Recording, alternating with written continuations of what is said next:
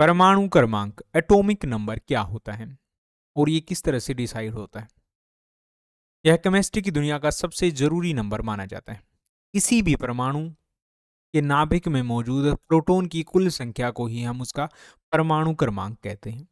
असल में जो एटम होता है उसके बीच में नाभिक होता है, उसी में प्रोटॉन बैठा होता है और उसके चारों तरफ इलेक्ट्रॉन चक्कर लगाते हैं। तो ये जो प्रोटॉन यहाँ पर है उसकी संख्या कितनी है वही उसके परमाणु क्रमांक होंगे।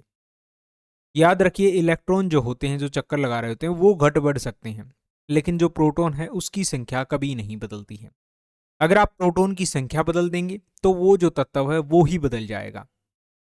जैसे सोना है, चांदी है, ठीक है, कार्बन है या नाइट्रोजन है, ऑक्सीजन है। तो एक तरह से ये सब क्या है, तत्व है। इनके अंदर एक फिक्स जो है प्रोटॉन होता है। इलेक्ट्रॉन कम ज्यादा हो सकते हैं लेकिन प्रोटॉन नहीं बदला जा सकता। जैसे ही प्रोटॉन की संख्या बदलेगी पूरा जो तत्व है वो बदल जाएगा। जैसे 6 प्रोटॉन से 7 पर अगर हम जाएंगे तो वो कार्बन नहीं रहेगा, नाइट्रोजन बन जाएगा।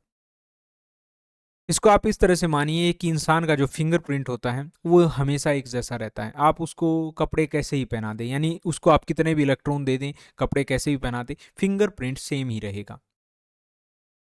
वजन यानी न्यूट्रॉन वजन बढ़ाया जा सकता है क्योंकि इलेक्ट्रॉन की संख्या को कम ज़्यादा करके, लेकिन वो जो फिंगरप्रिंट है, प्रोटॉन नंबर है, वो बिल्कुल वही सेम रहता है, वही उसकी पहचान होता है।